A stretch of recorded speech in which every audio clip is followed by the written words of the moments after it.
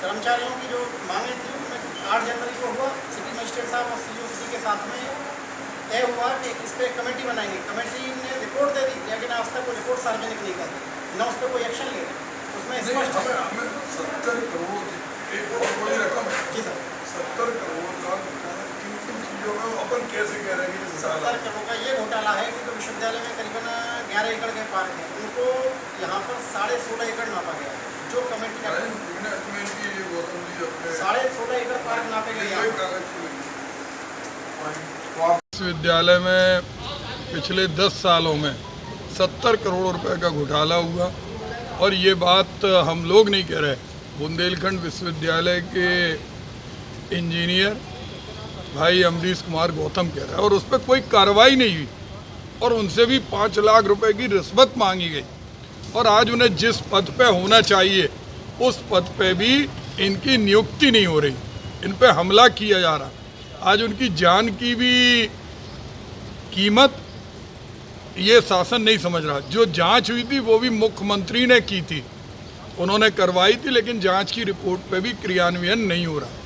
आज वो धरने पे बैठे थे, और यहाँ मैंने देखा यूनिवर्सिटी में हमारे कर्मचारियों के अध्यक्ष हमारे लवानिया जी जो अध्यक्ष थे, उनको आतंकवादी जैसी सज़ा दे दी।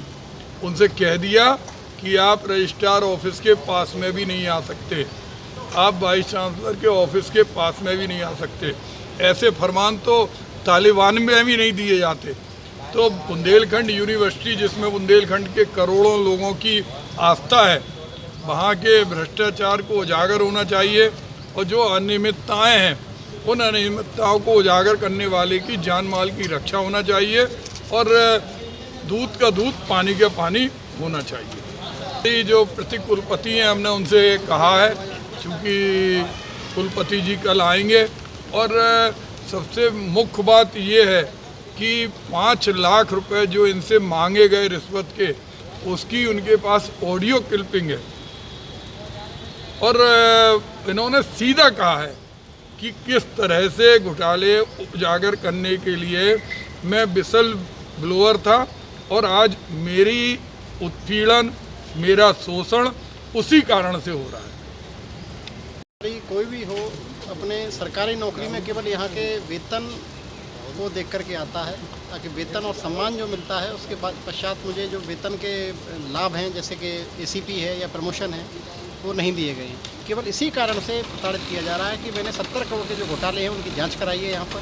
तो वो जांच में गोपनीय जांच सेटअप स्वीकृत हो चुकी। उसके पश्चात शासन ने यहाँ पर विभागीय कार्रवाई के आदेश किए, किंतु रजिस्ट्रार नारायण प्रसाद जी जो स्वयं विजिलेंस की जाँच में मेरठ विश्वविद्यालय में रहते हुए दोषी पाए गए हैं, वो एक दूसरे दोषी पर कैसे कार्रवाई करें। इसके अलावा उन्होंने मुझसे 5 लाख रुपए रिश्वत के मांगे, वो मैंने नहीं दिए, तो उन्होंने एसीपी 0 कर दी, और उन्होंने बिल्कुल एंटी रिपोर्ट लगा दी संतोषजनक सेवा होने के बावजूद भी। तब मजबूरन मुझे जो है एम्स पटना के असिस्टेंट इंजीनियर विजिलेंस पद से इस्तीफा दे करके बुंदेलखंड यूनिवर्सिटी दोबारा 12 जुलाई 2021 को ज्वाइन करना पड़ा। ज्वाइन करने के बाद जब मैंने अपना कार्यभार मांगा, जो कि अवैध रूप से फर्जी पद पर तैनात डॉक्टर DK भट्ट को दिया गया था, उसको वापस मांगा तो इन्होंने मना कर दिया। शासनादेश के विपरीत एक शिक्षक से प्रशासनिक और वित्तीय कार्य कराए जा रहे हैं। जो अगर व्यक्ति, जो रजिस्ट्रार यदि शासन के शासनादेशों को न माने तो उन्हें पद पर रहने का कोई अधिकार नहीं है।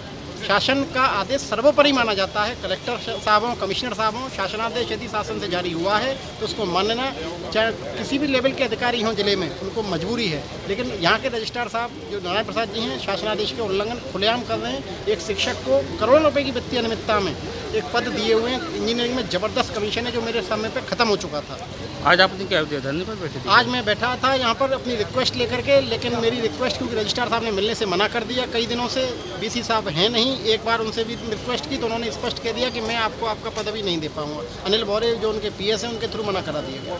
ईमेल का पत्र का जवाब कोई देते नहीं, डायरेक्टली ऑफलाइन में मैंने यदि कोई पत्र दिया उसका जवाब नहीं देते, मुख्यमंत्री जी के पोर्टल के थ्रू जन सुनवाई में डाला उसका जवाब नहीं देते। तो आज मजबूरी है कि इसी सोशल मीडिया और आपके जनप्रतिनिधियों के माध्यम से और आपके पत्रकार बंधुओं के माध्यम से मैं अपनी बात यहाँ प्रस्तुत कर रहा हूँ। कृपया करके इस बात को ऊपर तक पहुंचाएं। मेरी जान माल को खतरा है। मुझ पर SC/ST एक्ट का झूठा मुकदमा दर्ज किया गया, जो कि पुलिस ने जब 1 घंटे में झूठा पाया, क्योंकि मैं उस दिन UP PCS की परीक्षा में शामिल था, जिस कारण से वो मुकदमा खारिज हुआ। अन्यथा ये लोग तो अपनी षड्यंत्र में शामिल हो मतलब सफल हो ही गए थे, चाहे कुलपति जी रहे हो चाहे रजिस्ट्रार साहब रहे हो।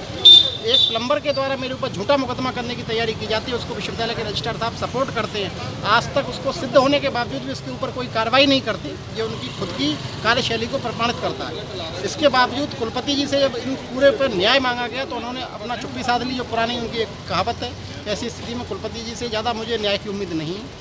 अब शासन और माननीय कुलाधिपति जी राज्यपाल जो महोदय हैं, उनसे ही निवेदन करता हूँ कि यदि विसिल ब्लोअर के रूप में मैं सामने आया हूँ, क्योंकि हर आदमी सामने आना नहीं चाहता, यदि मैं सामने आया हूँ तो मेरा निवेदन है तो उस पर कार्रवाई करें और संबंधित दोषियों को जांच जारी रहने तक सस्पेंड करने की कृपा करेंगे। विजिलेंस की खुली जांच 157/2019 आज जारी है SP विजिलेंस सेक्टर झांसी के द्वारा। बस इतना ही मैं निवेदन करूंगा। मुझे मेरे पद के सभी दायित्व दे दिए जाएं। साथ में डॉक्टर DK भट्ट को संपत्ति अधिकारी के अवैध फर्जी पद से बिल्कुल हटा दिया जाए, जो शासनादेश के विपरीत तौर पे शिक्षक होने के नाते कार्य कर रहे हैं। शिक्षकों का कार्य जो 90% से out of the course paper जाकर के उन्होंने बनाया, जिसके लिए उन्होंने हेड ऑफ द डिपार्टमेंट से संस्तुति कर दी, बावजूद इसके कोई BC साहब ने एक्शन नहीं लिया। यही बस निवेदन है।